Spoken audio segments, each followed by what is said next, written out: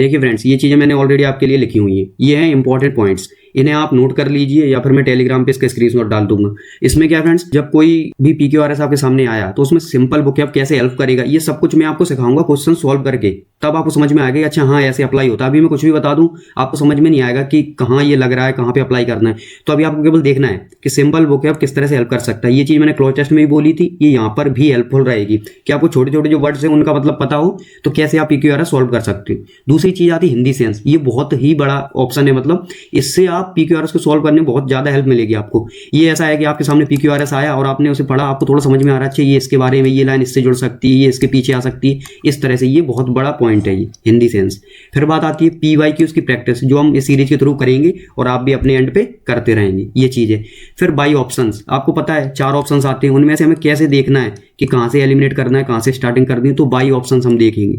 फिर by hit and trial, ये काफ़ी बड़ा ऑप्शन है यहाँ पे जो लिखा हुआ है। क्यों हिट एंड ट्रायल का मतलब क्या हुआ आपको पता है, PQRS में एग्जैक्टली आंसर पता नहीं होता तो हम क्या करते हैं, पहले पहला ऑप्शन देखा, उसमें इसके बाद ये लाइन लगाई, फिर ये वाली स्टेटमेंट लगाई, फिर हमने देखा ये सही नहीं लग रही यहाँ पे, फिर हमने दूसरा देखा कि इसके आगे ये आएगा कि इसके बीच में आएगा, तो ये हिट एंड ट्रायल चलता है। एग्जैक्टली आंसर पता हो तो ऐसे जैसे हम वैल्यू पुटिंग करते हैं ना क्वांट में, कि ये वैल्यू पुट करके देख लें, अगर ये इक्वेशन सेटिस्फाई हो गई तो यही आंसर है, नहीं तो हम ये वाला ऑप्शन पुट करके देख लें, तो वही हिट एंड ट्रायल है। अगर ये पहला ही सेटिस्फाई हो गया तो बाकी देखना ही नहीं है, लेकिन पहला नहीं हुआ तो दूसरे पे देखेंगे, दूसरा नहीं हुआ तीसरे पे देखेंगे, तो ये चीज़ भी काम करती है। बाई नाउन एंड प्रोनाउन, तो जो स्टेटमेंट्स आएंगे उनमें हम देखेंगे नाउन और प्रोनाउन से कैसे हेल्प मिलती है। अभी मैं केवल आपको ये पॉइंट्स लिख दिए, क्योंकि जब मैं आपको वहाँ सॉल्व करके दिखाऊंगा तब आपको बताऊंगा कि ये देखो इस पॉइंट से मैंने कैसे हेल्प ली और कैसे सॉल्व करना, तो आपके जहन में आएगा कि अच्छा ये पॉइंट ऑलरेडी लिखा हुआ था। फिर ये बात आती है बाय नेम, किसी का नाम लिखा हुआ है, किसी इंस्टीट्यूट का नाम या किसी पर्सन का नाम, किसी जगह का नाम, उससे कैसे हेल्प मिलती है वो बताऊंगा।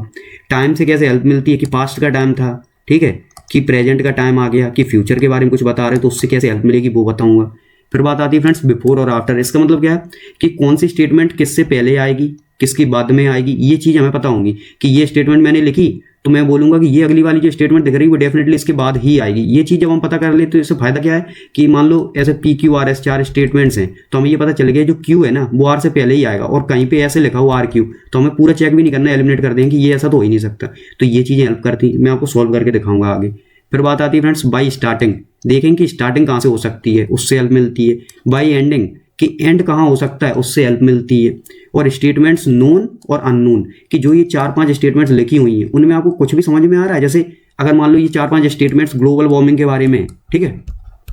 किसके बारे में फ्रेंड्स, ग्लोबल वार्मिंग, तो आपको बेशक वो आंसर निकालना नहीं आ रहा है, लेकिन आप पढ़ के इतना तो फील करोगे कि अच्छा ग्लोबल वार्मिंग के बारे में, हाँ तो थोड़ा बहुत हमें पता है कि टेम्परेचर से रिलेटेड होगा, कुछ नेगेटिव इंपैक्ट्स वगैरह होंगे, तो इससे थोड़ा पॉजिटिविटी आती है माइंड में कि अच्छा चलो ऐसा टॉपिक है जिसके बारे में हमने थोड़ा बहुत सुना हुआ है। अगर कोई ऐसी चीज़ आ गई, मान लो VR आ गया, वर्चुअल रियलिटी या और कुछ आगे साइंस एंड टेक से रिलेटेड, नहीं पता उसके बारे में बहुत ज़्यादा, तो आसान स्टेटमेंट भी होंगी ना तब भी हम कनेक्ट नहीं कर पाएंगे, पता नहीं किसके बाद हमें क्या लगाना है। जैसे अगर आर्टिफिशियल इंटेलिजेंस पे आ गया, ChatGPT पे आ गया, तो ये सिर्फ सुना हुआ है ChatGPT को, उतना अच्छे से नहीं जानते तो हो सकता है हम सॉल्व ना कर पाएँ, लेकिन आप थोड़ा बहुत सुन लिया तो थोड़ा आसान लग रहा है, पहले कठिन थी ये चीज़ें। जैसे बिटकॉइन के बारे में आ जाए